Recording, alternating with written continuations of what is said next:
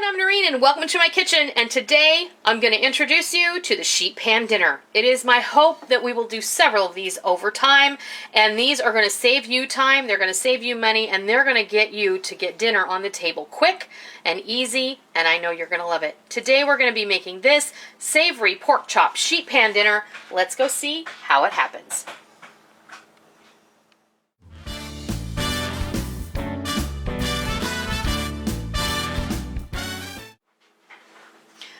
Alright, we're going to go over all the ingredients for our pork chop sheet pan dinner. And this may seem a little unconventional, but trust me, it's going to get dinner on the table fast. You're going to cook everything all at once in the oven, and it's going to be delicious. So today we went to the commissary, we checked out the meat, and they had a manager special on pork loin chops. These happen to be assorted, and they were $1.36 a pound. How could I pass that up? So I picked up a family size package with the 6 pork chops in it, and that's what we're going to go with. We have 2 sheet pans that are lined with non-stick aluminum foil. You do it however you like it, and we're just going to bake these up with a variety of go-alongs. I'm going to go ahead and we're going to roast off the pork chops in a 400-degree oven. Everything's going to bake at the same time. With the pork chops, I'm going to cook some onion slices and some sliced apple. And then on this other sheet, I'm going to do a combination of baby carrots, sweet potatoes that I have peeled, sliced, and halved, and then a half of a head of cabbage that I've cut into wedges. I did not cut the core out of it so they would stay together. So all we're going to do now is we're going to prep this to go in the oven. And what I'm going to do is I'm just going to take a little bit of olive oil, like maybe a tablespoon, and we're going to go ahead and we're just going to kind of spread that all over the meat, just like that. And then I'm going to do a combination of seasonings. I have my Cabbage chicken rub. I'm going to give a light sprinkle. I'm going to do a little additional garlic. This is just some granulated garlic. Just a light sprinkle. This smells good already. I'm telling you what, that Cabbage chicken rub, I'd put it on everything. It's awesome. I just love it. And then I'm going to use this savory lemon and herb Mrs. Dash that I used in a previous video, and I just love it. So let's get some of that on there. You can season yours up however you like. This is how I'm going to do mine. Now I'm going to turn these over.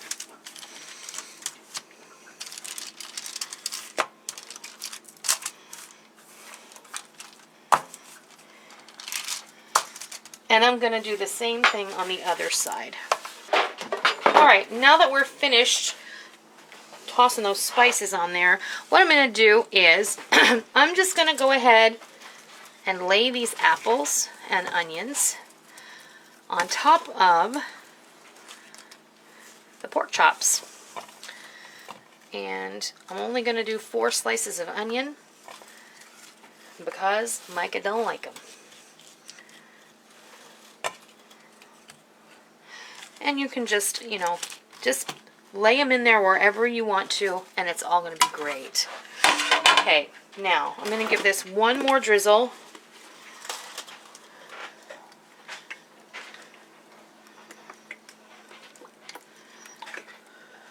That's it. And then we're going to set this aside for a moment, and we'll work on the vegetables. What I have here is a half of a large head of cabbage that I've quartered, but I did not remove the core, so everything will stay together, as I mentioned before. And what I have in here is a small bag of those, what they call now baby cut carrots. It's because everybody knows they're not really baby carrots, they're just cut to look that way. And I have 2 large sweet potatoes that I peeled. I scrubbed, I peeled.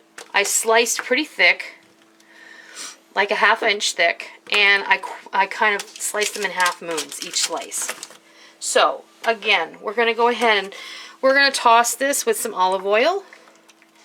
You've got to do the olive oil because you've got to give these things something to cook in. Otherwise, everything is just going to dry out. I'm going to go ahead and hit this with a little bit of my Cabbage chicken seasoning, as well as the Mrs. Dash. No rhyme or reason here, folks. This is just whatever you like. If there's something that you like better, then I suggest you go ahead and use that, because whatever you like is what you're going to enjoy the best. I'm going to take these cabbage wedges and I'm just going to lay them on top just like this, and then I'm just going to kind of drizzle a little more. My olive oil is almost empty, but you don't need a ton, you just need a little bit. So in total, for both sheet pans, we've used about 1/4 cup of olive oil, and that's not terrible because this is for 4 people, so that's about a tablespoon per person if we were to eat every single thing that you see in front of you. But I believe this is easily going to serve more than 4 people, so you're going to adjust that to serve the number of people that you need to serve. The one thing I am going to do over here is I'm going to hit this with just a little bit of salt on top of the cabbage. Alright, and we're good to go. Now, we're going to come over here to the stove. I have my oven preheated at 400 degrees, and since 2 of these sheet pans won't fit next to each other in my oven, I like to graduate, put one on one side on the upper rack, that would be the vegetables, put the meat on the lower rack. In 45 minutes, we're going to come back, we're going to pull these out of the oven, and we will have dinner ready to serve. All right, our sheet pan dinner is ready to take out of the oven. And then here comes our pork chops.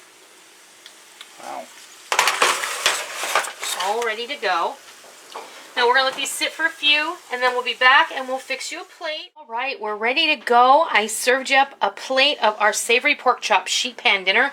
This was super easy. This one we just kind of came up with on the fly today.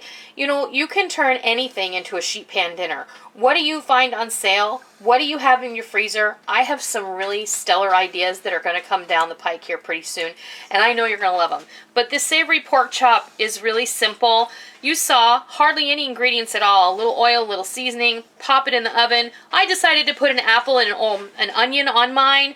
And then we roasted up some sweet potatoes, some carrots, and some cabbage. Now, the one thing about vegetables, when you cook them like this, they are tender crisp. They're not steamed. They are really, really flavorful because you've cooked them to the point where their sugars start to come out, and they're really just very lovely. You get the real essence of the vegetable. And I'm going to go ahead and I'm going to cut this because, you know, Rick has to taste it. The pork chop is perfectly done. And you can see it's not dried out. It's still really beautiful and moist. And I'm going to have him just taste the meat. There you go, babe. Oh!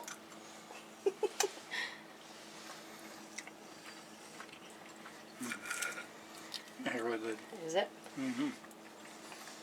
Oh, it's really good. Mm-hmm. And you can just enjoy the cabbage however you like. The cabbage has been cooked just the same as everything else. I did actually remove the charred outer leaf because, you know, nobody wants to eat that. So, you want to taste the cabbage? I really enjoy cabbage, so. It's so good. It's very good. The apple and the onion are fantastic. You're going to love this. So, if you liked what you saw today, please consider giving me a thumbs up. And make sure that you hit that subscribe button if you're not already subscribed here so you don't miss out on all the fun that we have here in our kitchen every single day. Also, please feel free to share my videos with your friends on all your social media and invite them to come and subscribe as well. So, I hope that you give this savory pork chop sheet pan dinner a try.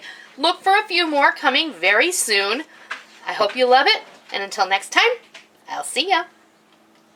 A spoon of Torani hibiscus syrup, and then all I'm going to do is I'm going to pour in our brewed tea, and I'm just going to stir it, and it's going to be ready to enjoy.